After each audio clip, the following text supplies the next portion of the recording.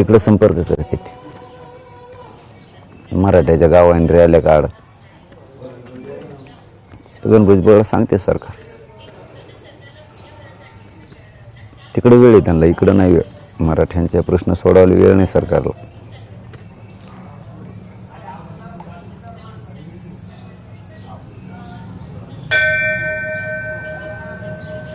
आज मुख्यमंत्री आणि शरद पवार यांची भेट होण्याची शक्यता आहे. आरक्षणावर चर्चा होऊ शकते. काय माहिती आरक्षणावर करतेत का जाती जाती दंगली लावायला चर्चा करतात. मराठ्याचे प्रश्न सोडायला दोघाला वेळ नाही.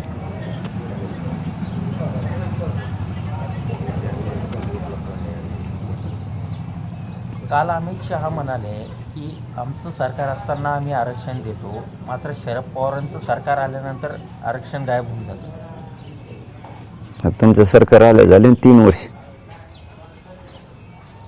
महिलावर केसेस केल्यात म्हणा त्यांनी. तुमच्या सरकारने आरक्षण तर नाही दिलं, गोळ्या घातल्या तुमच्या सरकारने. त्या सरकारने घातलं शरद कुणाच्या महाविकास आघाडीचे आरक्षण हे माहिती आहे आम्हाला. तेच पाडे कवर गिनीत म्हणा अमित शहाला, तेच कवर गिरीता. एकदा दिलं तुम्ही ते घातलं. आता तुमच्या सरकाराला द्यायचं तर 10 वर्ष झालं तेच चालू आहे. देतो देतो घेतो घेतो.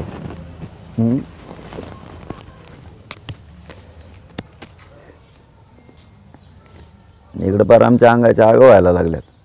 सारखं सारखं पोटातलं पाणीसुद्धा तोंडाच्या माध्यमातून बाहेर पडायला लागलं दुसऱ्याच दिवशी. या 7व्या 8व्या दिवशी पडत असतं. इकडं कुठं लक्ष आहे सरकारला द्यायला, अमित शहा साहेबाच्या सरकारला.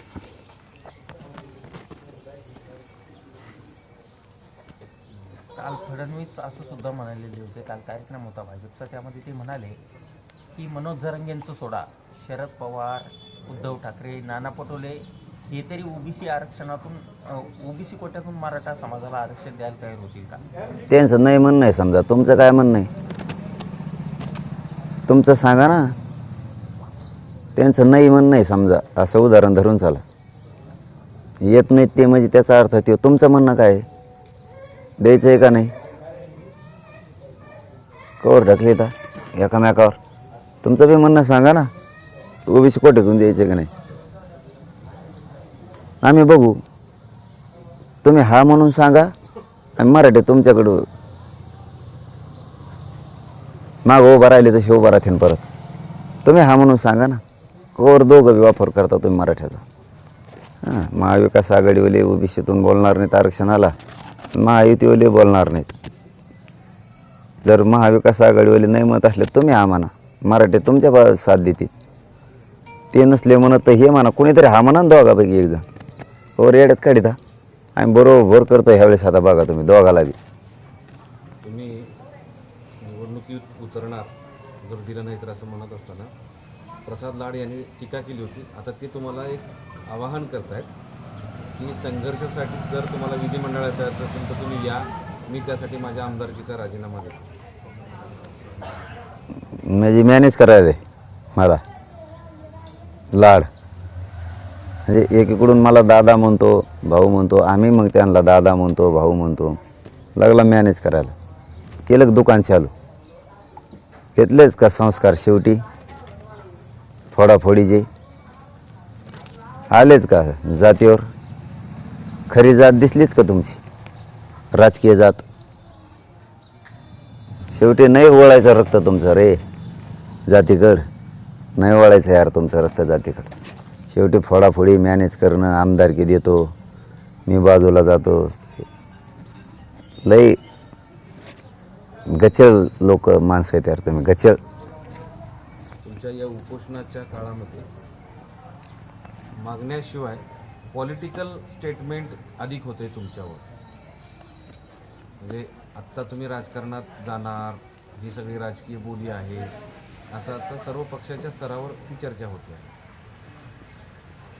मी कुठं राजकारणाचं बोललो काय? तुम्ही पहिल्याच दिवशी असं म्हणाले होते की समजा जर हे जर झालं नाही मग काय करू? पासून सर्व पक्ष जे सर्व नाही. धर्मातले लोक आहेत जी इच्छुक आहेत ते यावेत. काय करू? 10 महिने झालं मी महासमाज एवढंच म्हणतो आम्ही. आमचं आम्हाला आरक्षण द्या, आम्हाला राजकारणात नाही जायचं. म्हणतोत का नाहीत, आहेत का नाहीत मीडियाचे बंधू साक्षीदार, 6 कोटी मराठा बी साक्षीदार आहे का नाही. 10 दिवसापासून आम्ही सारखं म्हणतोय, 10 महिन्यापासून. आता 29 ऑगस्टला 11 महिने होते न बरोबर. आम्ही सारखं तेच म्हणतोय की बाबा आम्हाला आमचं आरक्षण द्या, आम्हाला राजकारण करायचं नाही. मग तुम्ही नाही दिल्यावर मी काय करू, किंवा माझा समाज काय करेल, राजकारणाकडनं जायचं काय करेल. तुम्ही देत नाहीत म्हणल्यावर आम्हाला सरकार बनावं लागेल. मग आता आम्हाला न्याय घ्यायचा म्हणल्यावर तुम्ही देत नाही म्हणल्यावर तुम्हाला पाडावं लागेल, आणि आम्हाला आमच्या गोरगरीब सगळ्या जाती धर्मात लोकांना तिथं बसावं लागेल ना. काय चूक आहे आमची, काय चूक आहे. एक माणूस किंवा एक मनोज जरांगे 11 महिन्यापासून सारखं म्हणतोय की आमचं आम्हाला आरक्षण द्या, आम्हाला राजकारणात नाही जायचं, मला नाही जायचं, माझ्या समाजाला नाही जायचं. इतकं प्रामाणिकपणापासून इमानदारीनं सांगतोय मी 11 महिन्यापासून की आम्हाला नाही जायचं. तुम्ही जर देणार नसलात, तुम्ही माझ्याच मराठ्यावर जर अन्याय करणार असला, तर मग आम्हाला जावंच लागणार आहे ना राजकारणाकडं. सत्तेत जावं लागणार का नाही, नाही दिल्यावर. काय चूक करतो मी, आणि माझ्या समाजाला ते मान्य आहे. हे देणार नसले तर आपलं सत्तेत चला पाडाय आणला, हे समाजाचं म्हणणं आहे.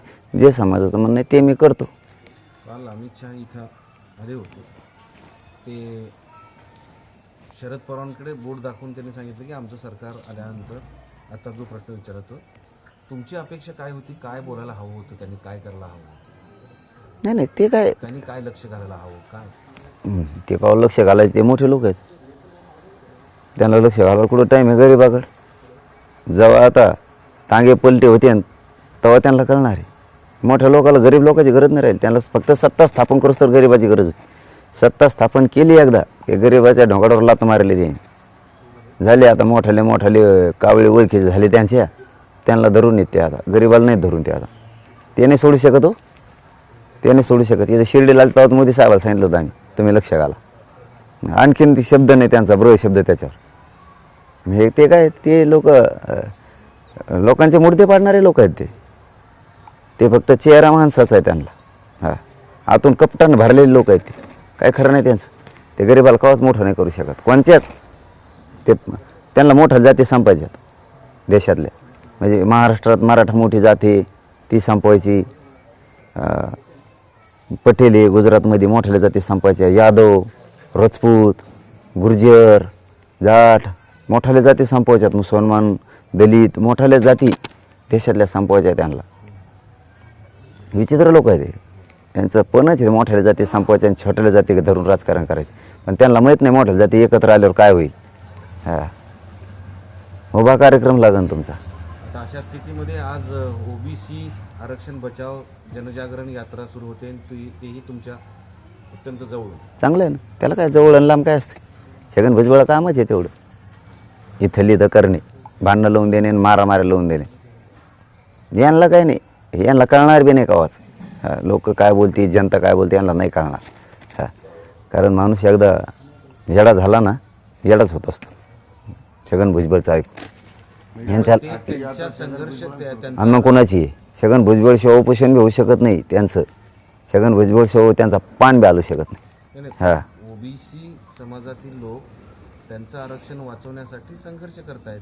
त्यांचं कोणचं आरक्षण आहे.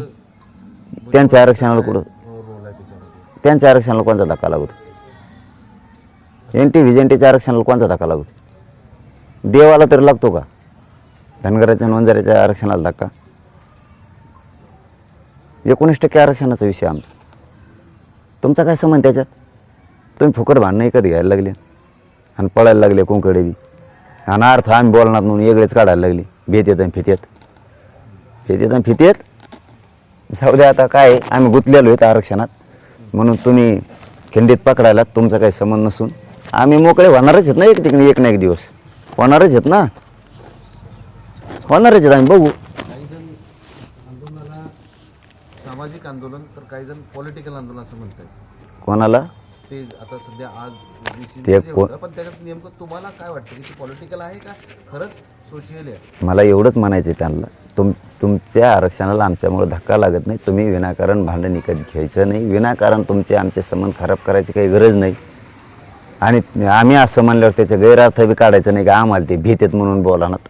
ते असले बी ते काय म्हणतात त्याला पुंगट अर्थ म्हणायचं त्याला, थोडक्यात काढायचे नाही असले. हां, एक रिस्पेक्ट आदर करते, सन्मान करते, त्याचा अर्थ असा काढायचा असतो. आदर करते सदर की आम्ही त्यांना बोलत नाही, त्याचा अर्थ आम्ही त्यांच्या समाजाचा आदर करत असतो, त्यांच्या बी नेत्याचा आदर करत असतो म्हणून बोलत नाही. त्याचा अर्थ काय काढायचा तुम्ही काही नाही, डर आहे आणि ते आम्हाला भीत आहेत. अरे काय अर्थ काढतात. मोकळे होतोच ना आम्ही, तुम्ही जसे मोकळे आहेत तसे. माझं म्हणणं आहे की त्या छगन भुजबळला दंगली करायच्यात आणि तो करणार आहे 100%. ज्यांच्या आरक्षणाला धक्का लागत नाही ते रॅल्या काढतात. धनगर बांधवाला सामान्याला कळतं आहे हे काय आहे, ते सुपारी घेतल्यासारखा खेळ आहे. छगन भुजबळ हे करतोय. मी छगन भुजबळ दंगली घडणारी, छगन भुजबळ एवढा शहाणा नाही. 100% मी सांगतो, छगन भुजबळ दंगली घडणारी म्हणजे घडणारी. तो आमच्या इकडं उपोषण बसतो छगन भुजबळ, आमच्या इकडं तर रॅल्या काढायला लावतो, आमच्या इकडं सभा घेतो. आणि मी जर येवल्या सुरू केलं तर तुला किती मजा लागते इकडं. तुला दुसऱ्याच्या गावाने दुसऱ्याच्या तिकडं जाळ फेकायला गोड लागत आणि तिकडं येशीत बसतो मी येवल्यात उपोषण सुरू केल्यावर. मग तिकडं तो आहे नाशिकच्या तिकडं, मग कसं होईल. मग कसं आम्हाला माझी खिंडीत गाठीतो. आम्हाला महाराष्ट्रात अधिकार आहे ना करायचा. मी करतो बरं सुरू येवल्याकडं तिकडं त्या नाशिकला. मग कसा महाराष्ट्रातले सगळा मराठ्यांचा तिकडे येतोय. मग किती वाईट वाटन तुला. इकडं आमच्या तिकडे चेतून द्यायला लागला, आमच्या इकडं आमच्यात वादळ लावून द्यायला लागला, इकडं गर्दी करायला लागला, तिकडं गर्दी सुरू झाल्यावर मग की तशी शक्यता नाही. मग ॲडव्होकेटच घेते आता. हां, तू इकडं काढी लावून द्यायला लागला ना आमच्याकडं. आमच्यात मारामाऱ्या लावायला काय एकदा झालं दोनदा झालं ठीक आहे. तीनदा रॅली असती का? तीनदा रॅली असती का? तीनदा उपोषण आमच्या पुढंच असतं का?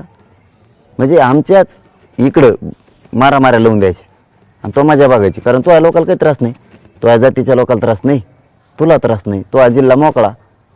काय जी लॉस होईल तो ओबीसीचा आणि मराठ्यांचा होईल, धनगराचा आणि मराठ्यांचा होईल.